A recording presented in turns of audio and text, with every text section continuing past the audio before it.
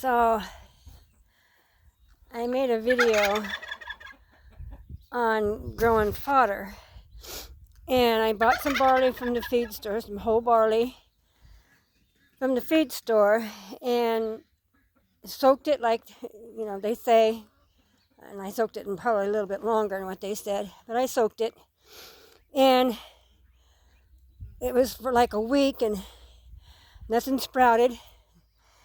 And so like a week and a half, I think a little tiny little bit of something looked like it was trying to sprout, but not very many, just a few kernels here and there. And so I left it some more. And so today I went and looked at it, and it had some green on it, but not very many sprouts of green. There maybe out of the 4 trays, there was probably maybe 30 kernels that had green on them. Some had the roots, but nothing else. So I decided I was done with that, and I'm just going to go to the seed company and pick up my barley seed to grow fodder. And I have called them, and they sell it. Because obviously this has a growth inhibitor on it that you get from the feed store. And as you can see, I threw all the green out, and they ate all the green and have not touched any of the rest of the seed. Pretty much it's all scratched around here and there. I mean, it's, spread out. So whatever is on this, they don't want to have anything to do with. Chickens aren't really picky. They'll eat just about anything and everything, and they don't care. They'll eat themselves, one another. They're cannibalistic. They're a raptor is what they really are, and raptors aren't very picky, and these guys will eat just about anything, but they're not eating the kernels that never sprouted. And so I'm pretty sure there's probably something on here that they don't want to have anything to do with. So my dilemma is, what am I going to do with a 50-pound bag of barley seed that nothing wants to eat? I mean, I could probably throw it out here in the fields when it starts raining and let it grow that way, and maybe the deer will eat the greens. I don't know. And the deer don't seem to be very picky either. They'll eat my tomato plants, which is a nightshade. The peppers, they'll eat nightshade. Those plants are poisonous. The tomatoes and peppers aren't, but the plants themselves are. But the deer will eat them. They don't care. So we'll see if they'll eat this, out here. So I'm still wanting to grow the fodder. I'm still going to grow the fodder, but like I say, I just have to go to the seed company to get it. Now, most of these white feathers you're seeing out here in this happen to be Fred's, the turkeys. Those are Fred's feathers.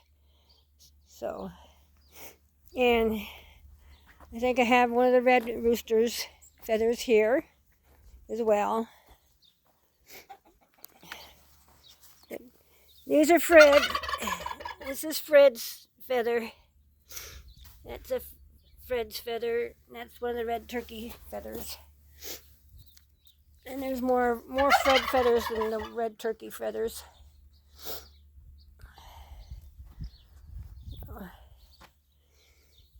You can see she's molting, but she still has eggs, and like I said, I'm not sure if she's sitting on them. I don't think she really is. So it's, him and Fred still fight. Fred does put down and eat. So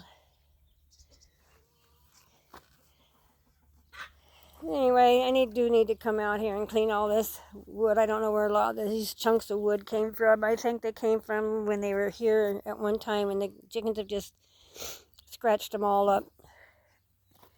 So I think that's what it is. And that over there is to keep the squirrels out of that area there. I put wire around it, got electric wire around it to keep whatever was coming in, climbing the fence out, which was working quite well.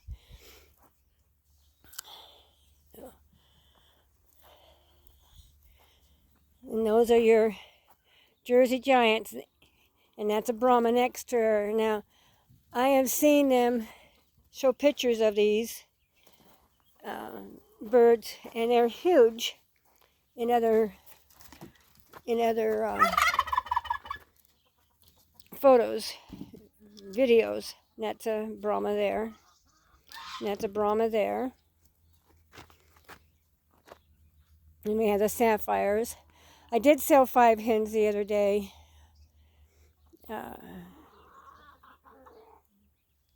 had a friend come over. She needed some new hens, so I sold her 5 hens.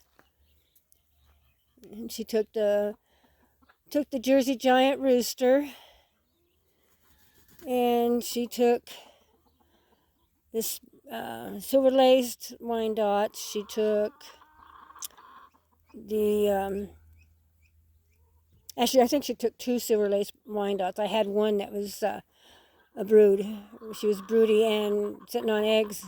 I had to keep getting the eggs out from underneath her every day. And so I asked her if she wanted that one, and she said, oh yeah, she wanted a broody hen because she wanted to get some eggs. So hopefully it happened. She stayed broody when she moved her. Sometimes it doesn't. They just stop. Now they look like they're picking at it a little bit of the grain, but not real aggressive. Maybe it's just going to take time for them to eat it all. I don't know, but they don't act like they're really all that enthused about it. So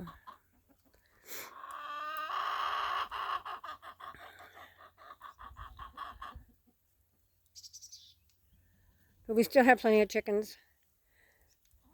I do want to get a Jersey Giant and a Brahma rooster.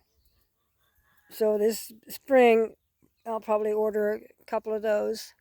I'll order a couple of more hens too to go with them, so that, you know, because I don't need 30 roosters, you know. So I'll order probably 4 roosters, 2 of each, maybe 6 roosters, 3 of each. And then I'll order a bunch of new hens, some new Jersey Giants and some new Brahma hens. Now these Jersey Giants aren't laying very large eggs. They're not all that big right now. So, but the other hens are laying some pretty good size eggs. A couple of them were, you know, double eggers, and there looked like one looked almost like a turkey or a goose egg. It was so big. So, and I don't know who laid that. I felt sorry for him. But they are pecking at it, I guess. Maybe they'll eat it. Maybe I just need to throw it out here to them. Let them just eat it at, you know, whatever. I don't know. I don't know what to do with that feed, that seed.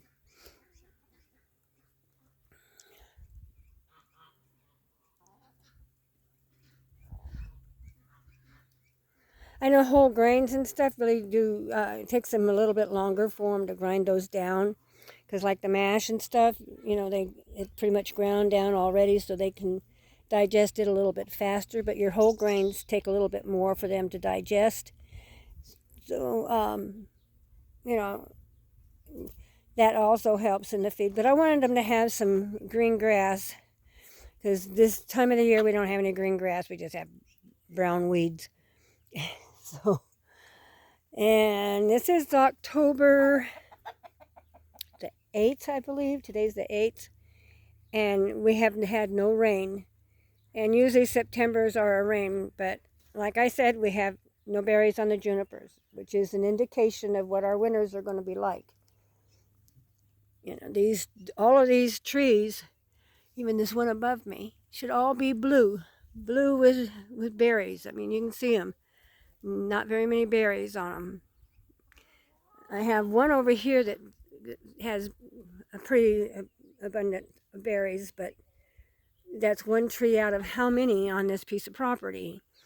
And I've gone down the road and see people in their yards with not a berry on any of their junipers. So it's got to be, we must not going to have much of a winter.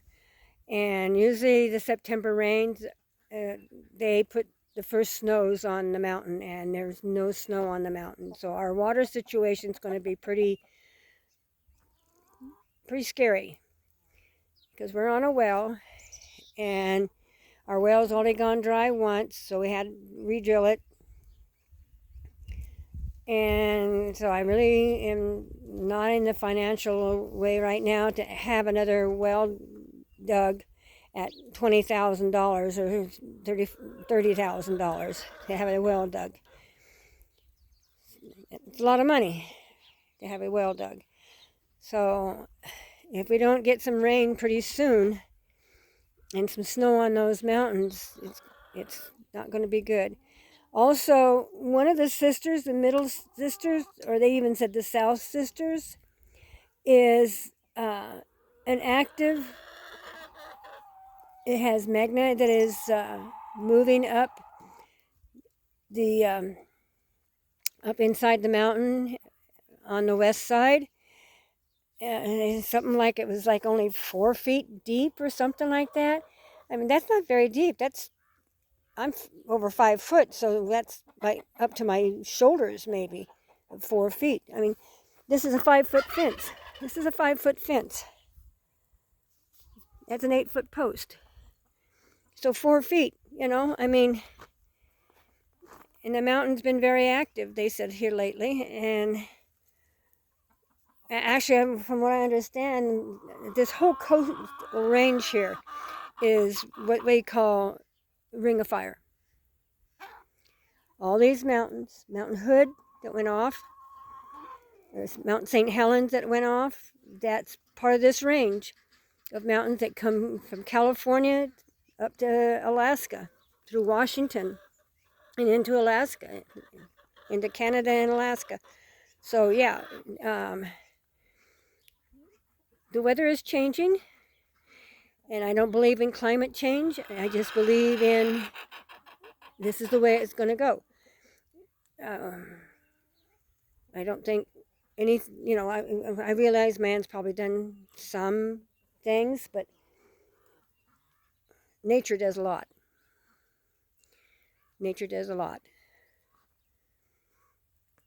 So I just been keeping an eye on the mountain and on the trees, on the birds, on the deer, on the coyotes. I watch my wildlife because they're pretty much a first indicator of what's going on. But so they're working on that seed. So maybe they'll eat it.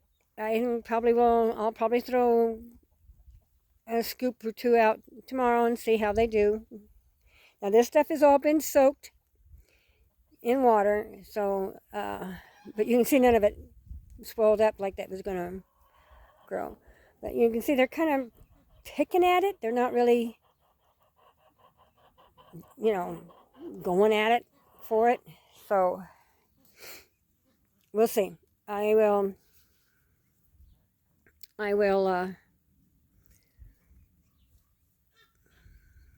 like I said, I also throw a bunch out to them. This is what they've, the dry feed from here, and we feed them quite a bit, probably more than what they need, and that's what this is all about.